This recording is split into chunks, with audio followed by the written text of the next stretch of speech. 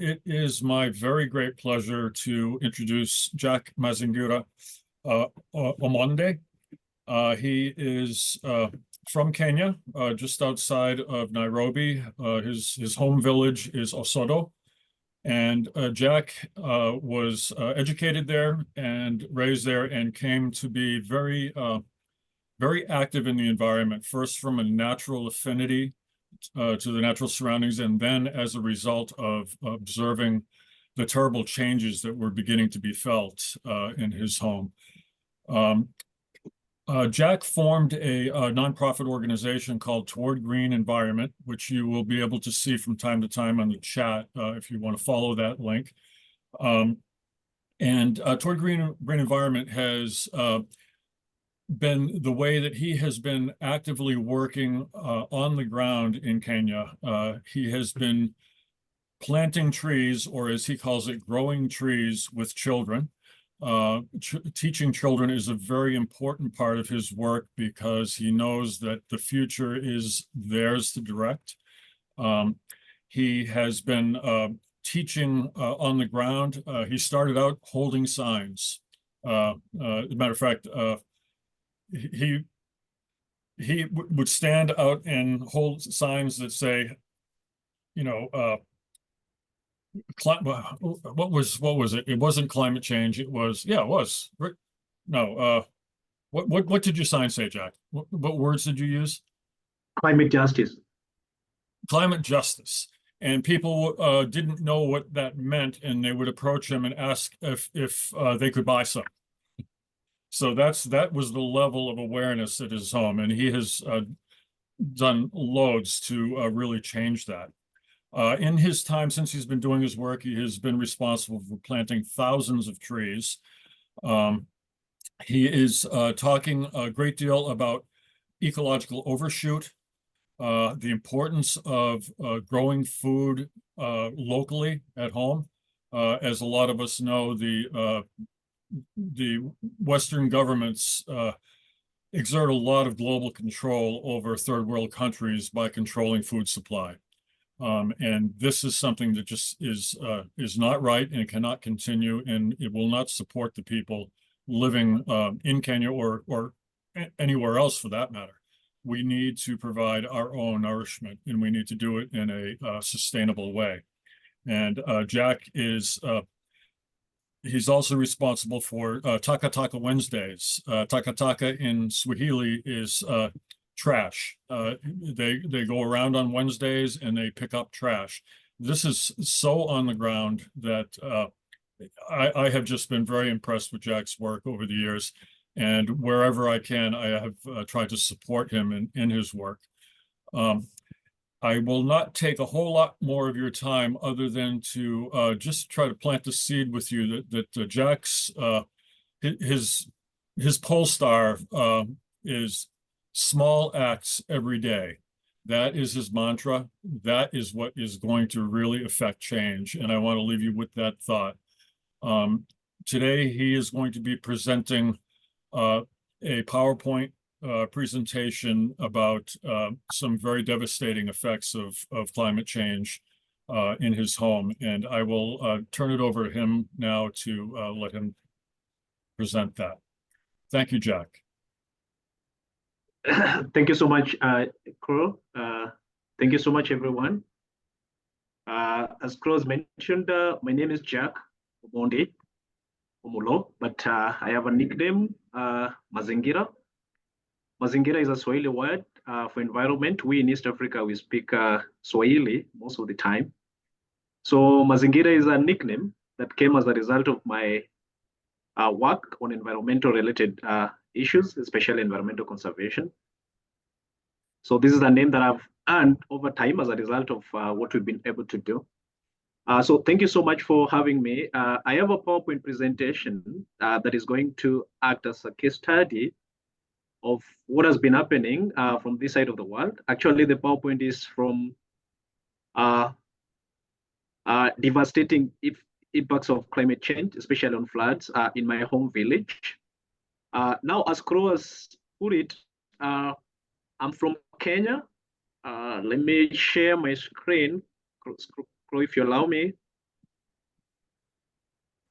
And you'll confirm if you can see my screen, everyone, please. Yes, Crow? Is my screen up? Yes, we great. see your screen. Great. So I'm from Kenya. Kenya is a country in East Africa. And we are divided into counties. So we have 47 counties that is making up the country Kenya. So my home village is in a county called Homa Bay County. Homa Bay County has a river that divides it and Kisumu County. So this river is called River Sondu Miriu. And this river, as we grew, it is something that was a blessing to the village. And it used to flood. When we grew up, it was flooding. But the floods were not as what has been happening since 2015. Back then, the floods will come as a result. The flood will come as a blessing to the community, because whenever it flooded, it will come with a lot of fish. It will not displace anyone. It will not affect our lands. It will not affect our food production, our schools, our homes, and so on. But it will come with a lot of goodies in terms of fish. That is one of the major, food that the community rely on. So back then, there will be plenty of fish. So we'll have a lot to feed ourselves. The surplus will be sold, and we'll use that to, finance our schooling, finance other things that will ensure our well-being. But again, since 2015, I became very curious because what used to happen was now not happening. The floods will reach areas we never expected it to reach. It will displace people. It will kill people. It will kill animals. And by then, I'd not actually understood what climate change was all about. So I joined a university in the year 2012, and the word climate change was not that familiar with me. And then towards 2015 now, I came to understand what climate change is all about. And that is what Crow was mentioning after realizing that the floods were not happening the way they used to happen. There was something like a driving force that was, pushing it to displace our people and to result into devastating impacts, as we're going to see. I started creating awareness whereby I will move into marketplaces with placards, written climate justice, let's act. And because of naivety in the village, people will not understand that. If you're in a marketplace, they will think maybe you're selling something. So quite a number of them will approach me and want to buy climate change from me. So that was when I came to realize that there was need for a lot of awareness, and that is what has informed my work. So, like I was saying, the River Sondu Miriu used to come as a blessing to our community. Not until 2015 when I became curious and I started, taking these pictures and I started monitoring. First, I had to visit elderly in the community to want to get to understand the difference of what is happening now and what used to happen back then when they were young people.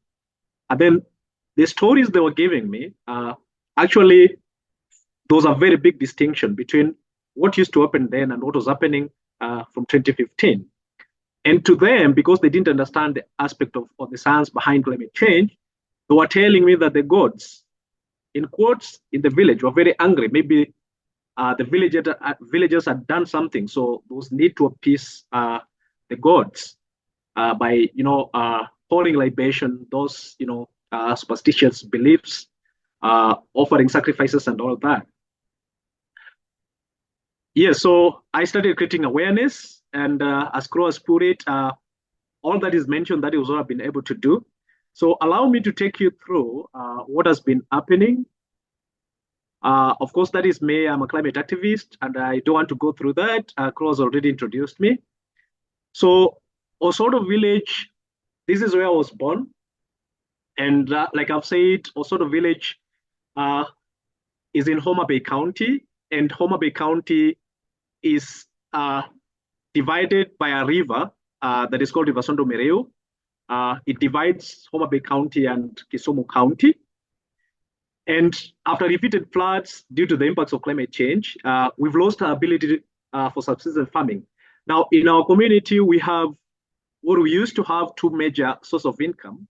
Number one is fishing, like I've mentioned. Every person in our community rely on fishing. And again, we use our lands for subsistence farming, small-scale farming that enable us to feed. And now, after the impacts of climate change had started actually hitting the community, these have since changed.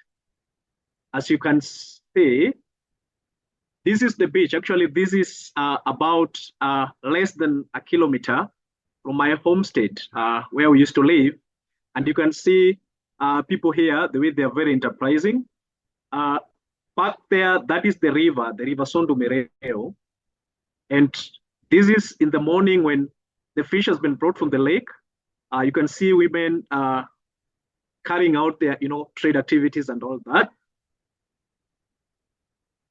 This is big business activities along the beach, actually the same beach. So you can see women going to the lake to get fish and all that. And then the fishermen are selling the fish to the women.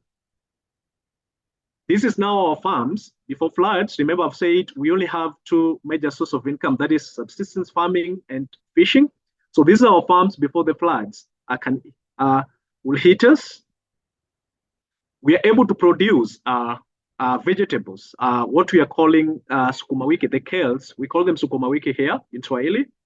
And then on my left hand, you can see we have the millet, the traditional millet. We are able to produce that. We are able to produce vegetables as well and fruits. You can see watermelon. We're able to produce watermelon. We are able to produce tomatoes. And then this is now what happens after the floods. After a series of floods, what happens? All our farms get submerged. All our homesteads get submerged. And this is affecting the sustainability of food production. Now, this is the beach that you've just seen after the flooding. So it's submerging. And these are the trees and crops that we've done actually being destroyed by the floods. You can still see crops that are underwater. That is maize plantation. Over there on this side, you can see trees that are drying up as a result of excessive water. This is where people do their small businesses. You can see a money transfer kind of a shop there. We use M-Pesa. You can see a few people trying to salvage a few things. This is because initially the floods, we will know when it will flood, because we know growing up, we knew that it will flood in January, in April, and towards the end of the year. But from 2015 onwards, things change. It will flood anytime. You'll go to bed when it's not flooded. But when you wake up waiting on water. You wake up being drowned by water. And this is affecting even livestock. You can see submerged homestead, the aerial view of homesteads that are submerged. Many homesteads underwater. As you can see, our houses are made of mud, so it makes it easier for floods to penetrate through and destroy them. You can see residents are wading through water to seek refuge.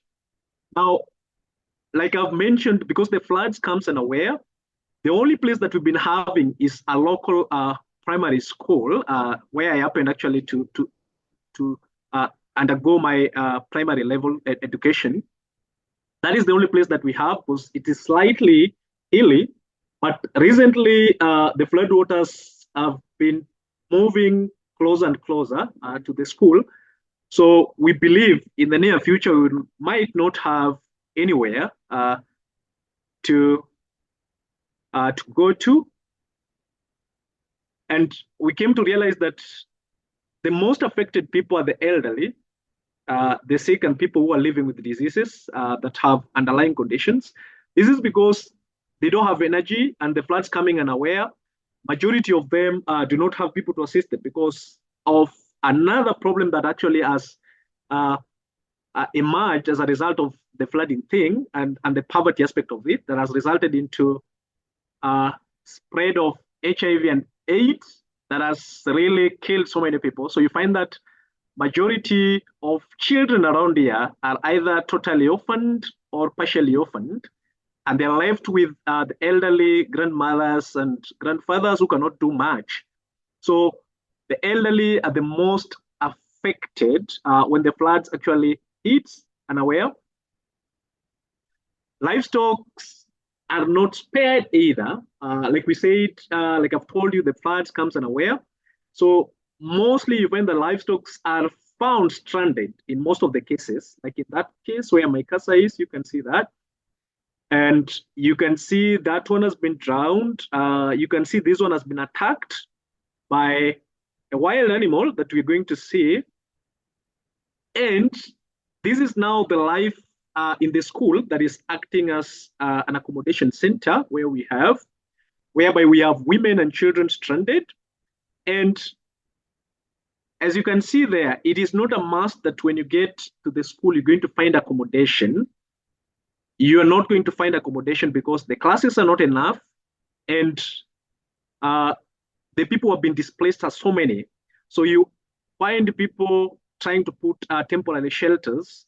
Like you see that lady with a young baby there, and then you see the other girl with a temporary shelter acting as the accommodation. Another problem rises, that is hunger. There's no fish now. All our crops are underwater, so hunger becomes the order of the day. Still unbearable life in the camps, as you can see, where there is no privacy here. You find that one class hosts up to about 3 or 4 families, different families, and you can tell that families in the villages tend to be very big families. And this is actually resulted into me actually running another campaign that I was calling Children by Choice, Not by Chances, because I came to realize that majority of children that are produced by chances, not by choices. Because you find a situation whereby the only source of entertainment in the villages happens to be sex. So they end up having children that they cannot plan for, and the result is what we are seeing here. That is the aerial view of the school compound where accommodation is, and you can see the displaced people erecting tents on the compounds. This has really affected learning in the school because the school is acting as accommodation center as well as a learning center. Like you can see there, learning and performance is seriously affected because the compound is as well acting as accommodation center. Now, this is what the government has been able to do through Red Cross, that is food distributions, whereby they're able to produce or to bring grains, maize grains, and a few beddings. But this has not been enough because the population is bigger. And as you can see, so the relief food is not enough. Now, this explains what I was saying, the floods coming unaware. Like you can see in this picture, it was coming during daytime and people are moving to at least save a few things that they can. Another problem that has really come about is poor hygiene and sanitation. And this has resulted due to our toilets being swept away. The kind of toilets we're having mostly in the village are these ones. These ones are very few. So if we have this kind of a structure, what happens if it floods? Then all the fecal matter is, spread into the water. This is the same water that majority of the villages are still using.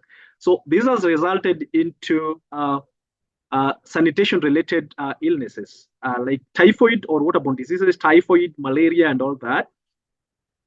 And when that happens, there is this aspect of open defecation. I'm sorry about that.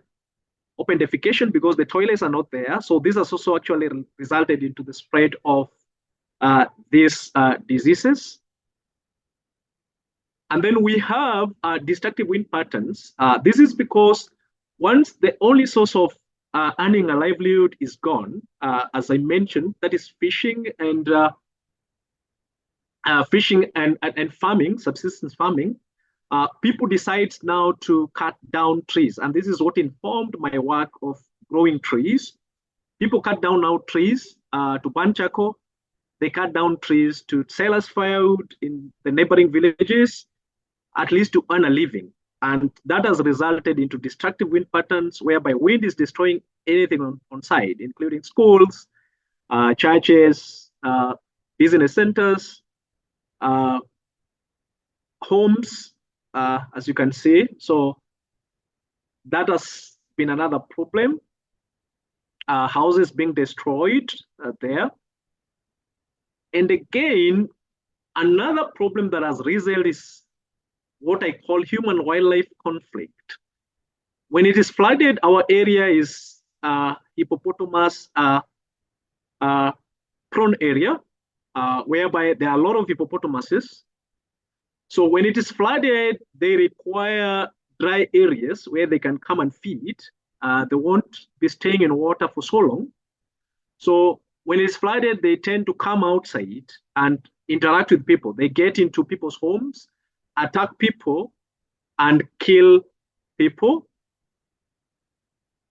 As you can see, that is a picture of a baby attacked and killed by hippopotamus there. Another one there. Again, the third problem that has resulted due to this is the aspect of sand harvesting. Our place has sand. So because the other sources of earning a living, that is from fishing done, subsistence farming done, cutting down trees to make firewood and to make charcoal for sale is done. So they came and realized that there was sand, so they started harvesting this sand unsustainably, and this resulted into massive destruction. I started creating awareness about this, and the village became very hostile for me, and I had to run and come to the city because majority of the villagers was seeing me as an obstacle towards their success, what I call temporary success. So it was being done unsustainably, and at the end of the day, we had even electricity lines being fell, and that resulted into this, whereby the villagers getting electrocuted, and this is just one area, or one example where this young girl going to school in the morning and then gets electrocuted and then gets amputated. The floods also result into drowning cases whereby very many villages are drowned. As you can see there, those are pictures of dead bodies. I'm sorry about that. Another problem that has been here because of this is what we call reverse encroachment, whereby it is nature now encroaching on your land.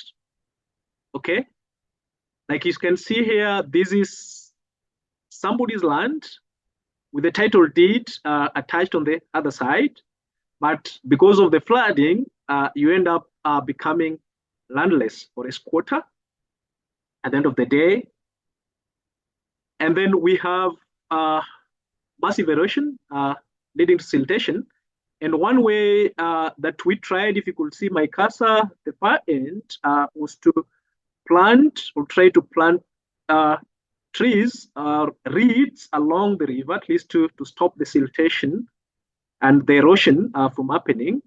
But again, when it floods, it comes with a lot of force. So at the end of the day, that doesn't hold much. You can see what I was talking about, the unsustainable sand harvesting that is happening.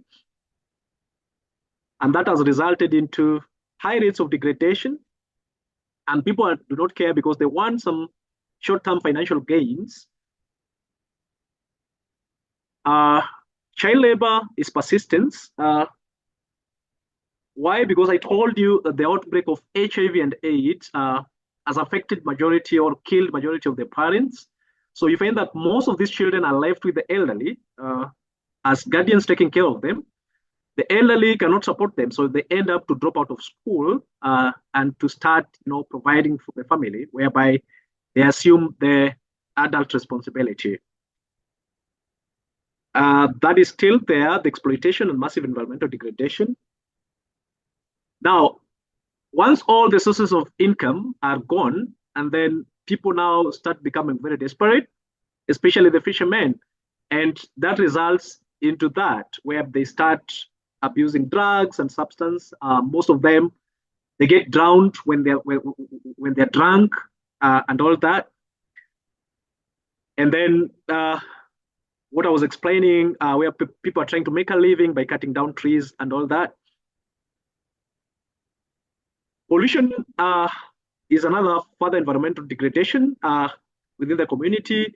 And this is what informed what Crow was telling you about the Takataka Wednesday thing, where Takataka means trash in Swahili. So every Wednesday, to keep the community in charge and to ensure that the community is informed and to involve their minds so that their minds wouldn't be idle, for them to see drugs as a solution. We bring them together every Wednesday to try and collect trash, at least to keep them busy, to ensure that the community is clean and all of that.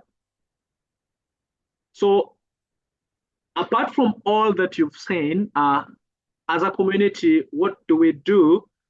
One, we promote community tree growing and highlight the choice of word tree growing. I like it. I don't like the word tree planting, because tree planting all involves digging a hole and putting a tree there. And then in most cases, people take a picture and then they disappear. They wouldn't want to know whether that tree survives or not.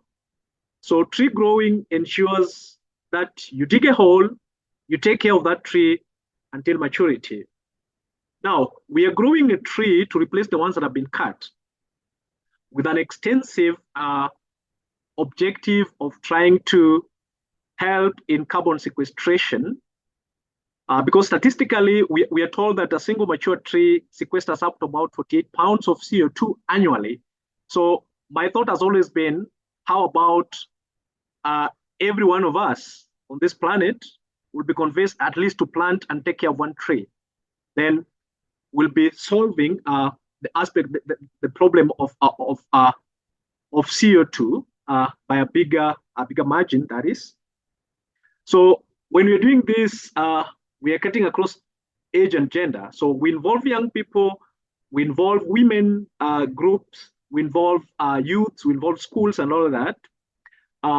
The choice of kids is to introduce them to what is happening in the world, to ensure that they believe or they get to know that the world is now not the same way as the world where their grandparents and their fathers grew in. So I believe that bringing them on board and putting them to this is very, very, very important.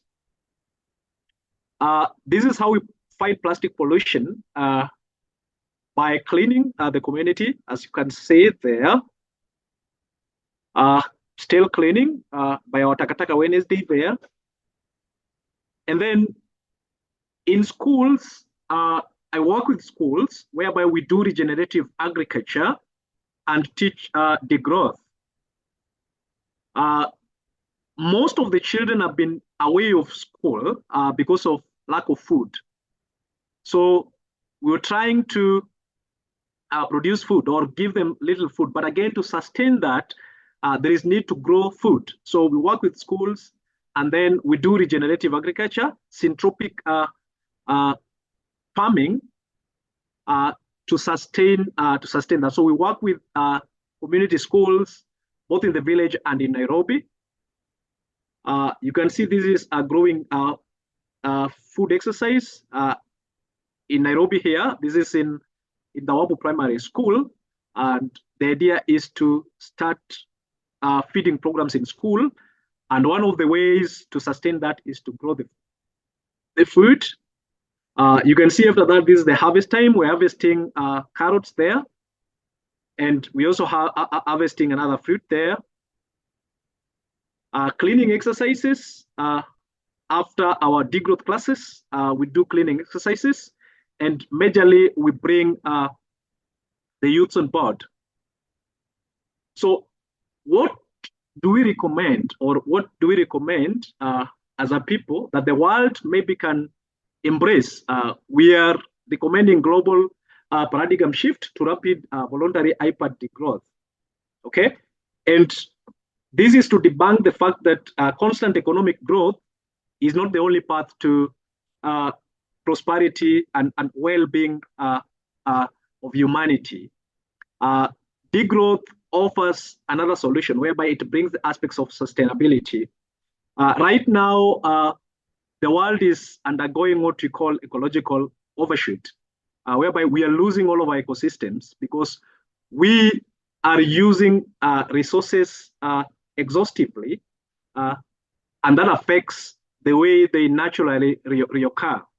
So we are recommending the IPAD degrowth that is mathematically represented as I, that stands for impacts on ecosystems, are a function of the population, level of prosperity or affluence, and the level of technology. So you find that, for example, I mentioned earlier that I was running a campaign in informal settlements and in villages about children by choice, not by chances. If you find, or if you go to a community or a slum like Kibera, where the organization that I run is, you'll find that the only source of entertainment, they don't have power, they don't have food, they don't have anything. So the only source of entertainment that they're having is sex. That is what I realized about that. So I had to do something about it. So we're teaching about degrowth so that people will not just bring children into a world that is already collapsing, but they will plan for these children. If, for example, a child is to see a continuation of your generation, which majority of cultures, especially here, believes in, then why do you need 10? Or why do you need 20? Or why do you need 5? Okay, so if we can have a reasonable number, then I think that will be very, very important. On the aspect of influence or affluence, whereby affluent nations are over consuming resources, and that is affecting us. And the question I always ask, why do you get things that you don't need? For example, we know that cars right now in this century are very important for mobility. The question I always ask people, why do you need 5? Or why do you need 3? If you need a television set, for example, for your house, you have the right to get information, entertainment, and all that. Why do you need a TV in your bedroom, in your kitchen? Why can't you just have one? So I think degrowth is one of the aspects that the world really needs to embrace if we have to change the way things are happening right now. And to help us from this side, we want to set up a regenerative school that will act as center for degrowth, accommodation for the children that we've seen, whereby we can grow food there, keep them, teach them, and all that. So we're looking for partners who can help us do that. And for more information, you can visit our website, that is www.towardsgreenenvironment.org, and then you'll be able to see most of the work that we do. Otherwise, thank you so much. Crow, over to you.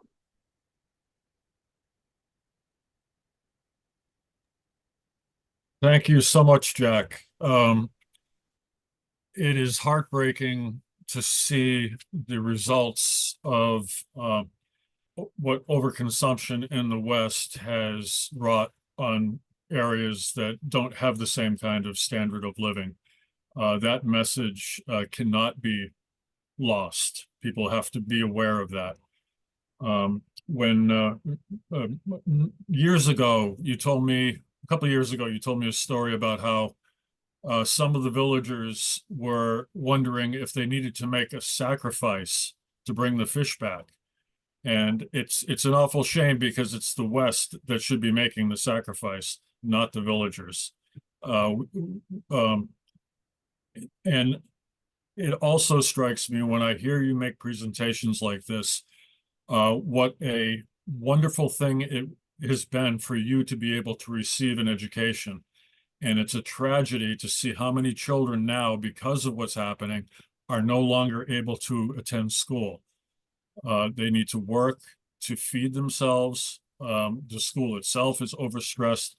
There are so many things that you didn't have the time to share with us that are so important to the story.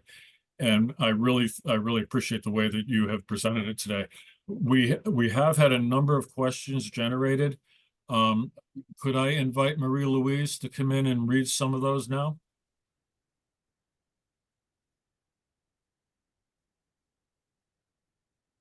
Just trying to find her. Jonathan, can we bring Marie-Louise in? Oh, sorry, I'm here. Yeah, oh, perfect. Okay, I'll beam you in. Yeah, Oh, great. yeah. Thank you very much for the presentation, Jack. It's really heartbreaking to see all these things, and we had a couple of questions actually.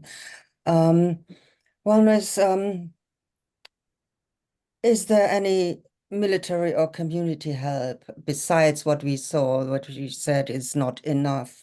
The question where the trees were sourced and what trees and plants are the best. You talked about the way of syntropic planting, so maybe you want to say something on that.